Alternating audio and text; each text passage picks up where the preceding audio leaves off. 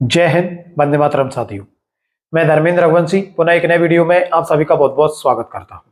साथियों, आज की इस वीडियो में हम बात करेंगे अतिथि शिक्षकों को लेकर। जी हां साथियों, अतिथि शिक्षकों को लेकर हाल ही में डीपीआई ने कुछ दिशा निर्देश जारी किए थे, उन पर हम चर्चा करेंगे। साथ ही साथ अतिथि शिक्षकों के वेतनमान पर भी हम चर्चा करेंगे। जैसा कि आप थंबनेल में आपने देखा ही होगा, अतिथि शिक्षकों में एक दुविधा की स्थिति बनी हुई है। वो दुविधा क्या है, उन सभी टॉपिक्स पर आज की इस वीडियो में हम चर्चा करने वाले हैं। साथियों, ऐसे अतिथि शिक्षक जो विभिन्न शालाओं पर कार्यरत हैं और जिनकी ज्वाइनिंग जीएफएमएस पोर्टल पर नहीं हुई है, उनकी ज्वाइनिंग जीएफएमएस पोर्टल पर करने को लेकर डीपीआई ने संबंधित जो संकुल प्राचार्य हैं उनके लिए निर्देश जारी कर दिए हैं। अब जो निर्देश जारी किए हैं उनमें भी एक प्रकार का संशय बना हुआ है। एक पॉइंट ये कहता है 5/8/2023 की स्थिति में, यानी कि 5/8/2023 तक जिन अतिथि शिक्षकों के आवेदन आए थे उनकी ही उपस्थिति जीएफएमएस पोर्टल पर दर्ज की जानी है। तो बहुत सारे संकुल प्राचार्य ऐसे अतिथि शिक्षक साथी जिनकी नियुक्ति 5/8/2023 के बाद हुई है, यानी कि मान लीजिए अंतिम अगस्त में, सितंबर में, अक्टूबर में, तो उनकी जो ज्वाइनिंग है भाई ऑनलाइन पोर्टल पर दर्ज नहीं कर रहे हैं, जबकि ऐसा बिल्कुल भी नहीं होना चाहिए, क्योंकि अतिथि शिक्षकों की आवश्यकता कभी भी संस्थाओं पर हो सकती है। तो जब पोर्टल ऑन होगा, पोर्टल जब भी चालू होगा, तो संबंधित संकुल प्राचार्य जो भी अतिथि शिक्षक उनके संकुल केंद्र में नियुक्त होंगे उनकी ज्वाइनिंग भाई जीएफएमएस पोर्टल पर करा सकते हैं। तो इस हिसाब से जो भी अतिथि शिक्षक जिनकी ज्वाइनिंग चाहे सितंबर में हुई हो या अक्टूबर में हुई हो, उनकी ज्वाइनिंग पोर्टल पर होनी ही चाहिए। और जो पत्र का अंतिम लाइन है उसमें इस चीज को स्पष्ट भी किया गया है, भले ही अभी संकुल प्राचार्य इस चीज को ना समझ रहे हो।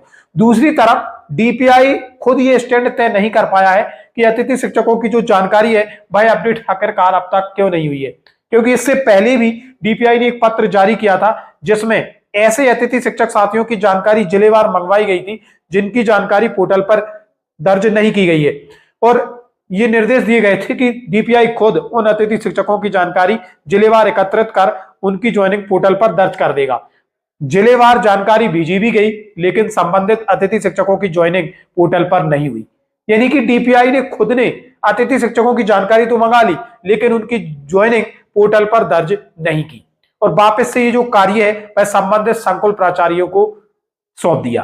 तो अब संकुल प्राचार्य इस कंफ्यूजन में 5/8/23 तक के अतिथि शिक्षक साथियों की ज्वाइनिंग करनी है या अभी तक जो अतिथि शिक्षक साथी नियुक्त हुए हैं उनकी सभी की ज्वाइनिंग करनी है। तो हम तो यहाँ पर स्पष्ट करना चाहेंगे, अगर कोई संकुल प्राचार्य इस वीडियो को देख रहे हैं तो आप किसी भी प्रकार से जो हमारे अतिथि शिक्षक साथी हैं उनको परेशान ना करें, और आप बिल्कुल भ्रमित ना हो। पत्र को भी आप जरा समझें। जो अतिथि शिक्षकों के पोर्टल पर ज्वाइनिंग है वो सभी की जानी है, क्योंकि आप समझ सकते हैं यदि कोई शिक्षक शासकीय अवकाश पर जाता है या व्यक्तिगत अवकाश लेता है, मेडिकल पर जाता है, तो ऐसी स्थिति में अतिथि शिक्षक को नियुक्त करने का प्रावधान है। तो जब आप अतिथि शिक्षक साथी वर्ष भर में कभी भी नियुक्त कर सकते हैं तो उनकी ज्वाइनिंग भी आप पोर्टल पर कर सकते हैं। अब चूंकि पोर्टल खुल चुका है तो ये कार्य आपका है। आप संबंधित जिला शिक्षा अधिकारी और संभाग संयुक्त संचालक को रिक्वेस्ट भेजें ताकि समय रहते अतिथि शिक्षक साथियों की ज्वाइनिंग पोर्टल पर दर्ज हो सके, क्योंकि इसमें ज्यादा समय नहीं है। 1 नवंबर तक का समय डीपीआई ने दिया है। हालांकि यह अवधि आगे बढ़ाई जाएगी, इसमें कोई शक नहीं है कि यह अवधि आगे बढ़ाई जाएगी और पोर्टल अब यथावत खुला रहेगा। दूसरा कंफ्यूजन अतिथि शिक्षकों के वेतनमान को लेकर बना हुआ है। सितंबर माह का बढ़ा हुआ वेतन मिलेगा या नहीं मिलेगा, अक्टूबर माह का तो मिलना ही है, इसमें कोई डाउट नहीं है। बहुत सारे जिले ऐसे रहे हैं जिन्होंने सितंबर माह का वेतन बढ़ा हुआ अपने अतिथि शिक्षक साथियों को दिया है, और बहुत सारे जिले ऐसे रहे हैं जिन्होंने अतिथि शिक्षकों को सितंबर माह का बढ़ा हुआ वेतनमान नहीं दिया है। तो ये कंफ्यूजन भी डीपीआई चाहे तो पत्र जारी करके दूर कर सकता है। एक स्पष्टीकरण लेटर डीपीआई निश्चित तौर पर जारी कर सकता है। तो कहीं ना कहीं अतिथि शिक्षकों में एक बड़ी दुविधा की स्थिति है, वो समझ ही नहीं पा रहे हैं, विशेष रूप से ऐसे अतिथि शिक्षक साथी जिनकी ज्वाइनिंग पोर्टल पर दर्ज नहीं हुई है, आखिरकार उनका वेतन आहरण कैसे होगा। तो हम यहाँ पर स्पष्ट करना चाहेंगे, जो भी स्थिति हो डीपीआई इसको क्लियर करे, क्योंकि जो वर्तमान में कार्यरत अतिथि शिक्षक साथी है, चाहे उनकी नियुक्ति सितंबर में हुई हो या अक्टूबर में हुई हो, वो उसी स्थिति में विद्यालयों पर कार्यरत है जब वहां पर शिक्षकों की कमी है या पद रिक्त है। उसी स्थिति में तो उनकी ज्वाइनिंग पोर्टल पर होनी ही चाहिए, और संबंधित संकुल प्राचार्य भी इस चीज को नोटिस करें।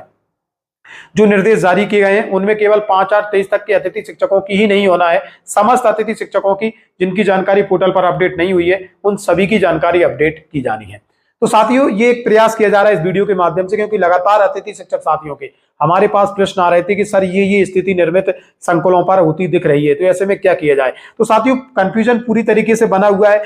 साथियों हम यहाँ पर यही कहना चाहेंगे कि कंफ्यूजन तो है, लेकिन बहुत जल्द स्थिति स्पष्ट कर दी जाएगी और अतिथि शिक्षक साथी निश्चिंत रहें, सभी अतिथि शिक्षकों की ज्वाइनिंग पोर्टल पर अपडेट होगी। साथियों ये था आज का महत्वपूर्ण अपडेट जो कि अतिथि शिक्षकों को लेकर था। मिलेंगे जल्दी नए अपडेट एवं नए टॉपिक के साथ, तब तक के लिए जय हिंद जय भारत मित्रों।